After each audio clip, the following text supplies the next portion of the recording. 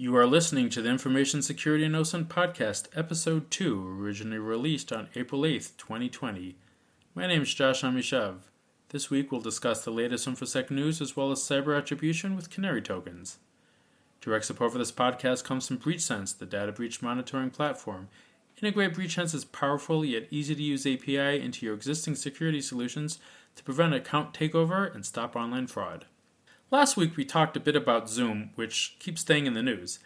As of today, the Canadian and Taiwanese governments, along with Elon Musk's SpaceX and New York City's Department of Education, have all banned Zoom due to security concerns. On the offensive side, Brian Krebs reports on a new Zoom word dialing tool. Z-word dial brute forces Zoom meeting IDs that aren't password protected. The fact that Zoom bombing is still an issue suggests that many Zoom users have either not upgraded their client, disabled passwords, or that Zoom's new security feature simply isn't working as expected for all users. The tool apparently has a 14% success rate, meaning for each random meeting number it tries, the program has 14% chance of finding an open meeting that's not password protected. Trent Lowe, the creator of the tool, said that with a single scanner he found nearly 2,400 meetings in a day's worth of scanning. The tool's output includes the meeting link, the date and time of the meeting, the name of the meeting organizer, and any other information the meeting organizer supplied about the meeting topic. So while I understand that Zoom is easy to use and that with the sudden uptake in usage will obviously bring about more scrutiny, but at this point any sensitive conversations should be happening elsewhere. Besides for the UK, I wonder how many other governments are still using Zoom for cabinet meetings. Now, if you're a Firefox or Twitter user, you probably got a notification from Twitter this week that sensitive data may have been cached incorrectly. The issue was that direct messages were stored in the browser cache. Now, Twitter noted that this issue does not affect other browsers like Google Chrome or Microsoft Edge and Safari.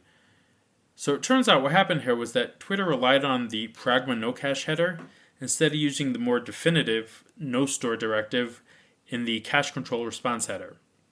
But all in all, this issue is pretty minor and is really only easily exploitable on a shared computer, which drastically reduces the attack surface for this one. Otherwise, an attacker would need a secondary vulnerability to access the data.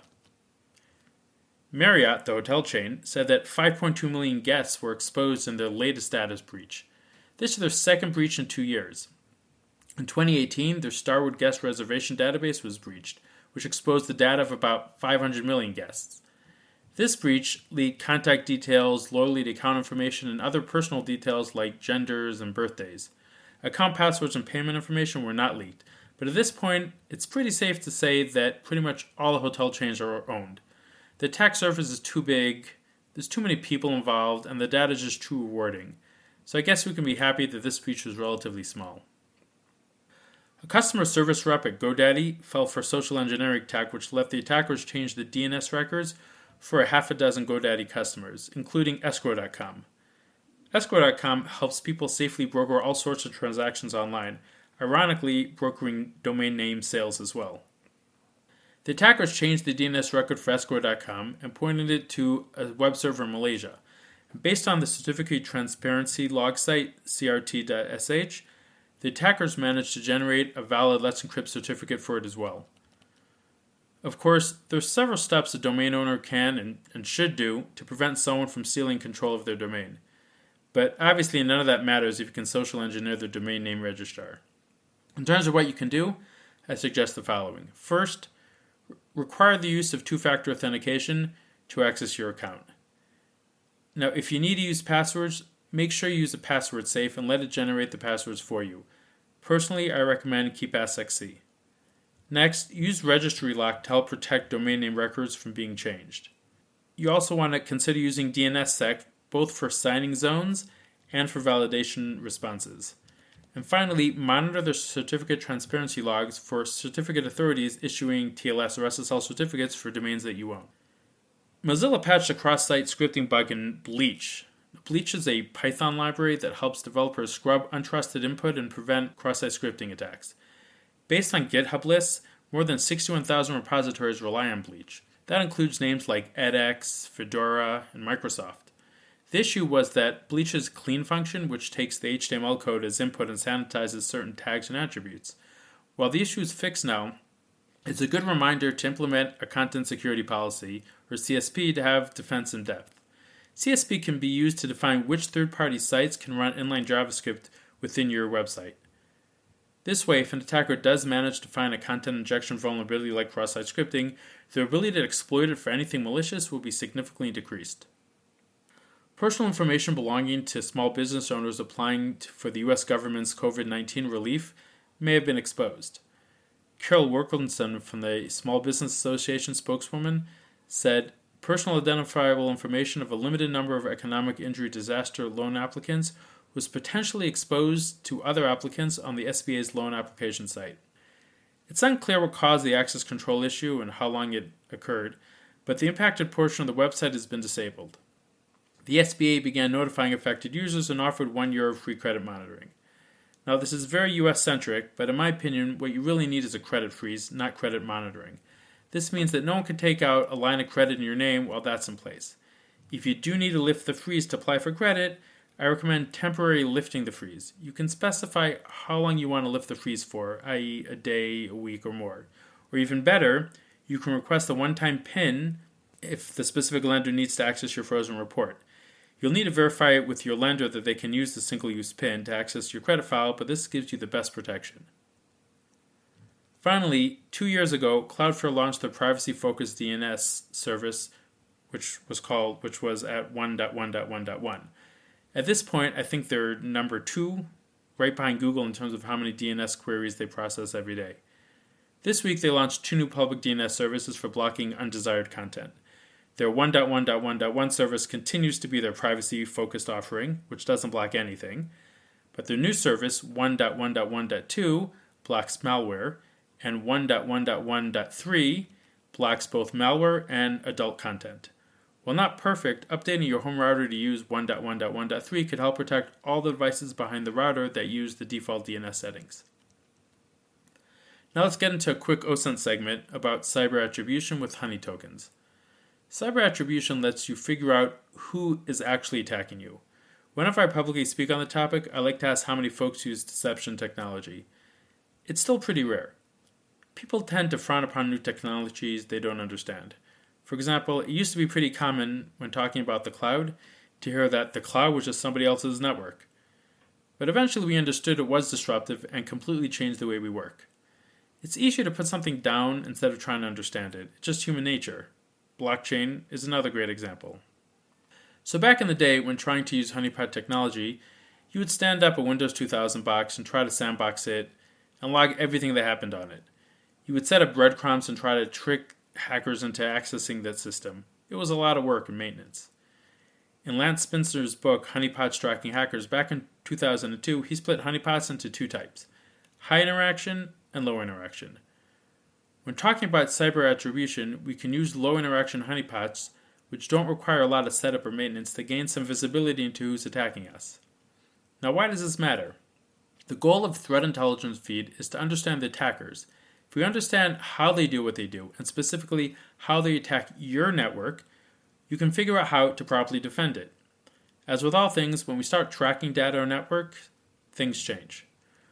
Now, one major psychological change is how people act differently when they think they're being watched.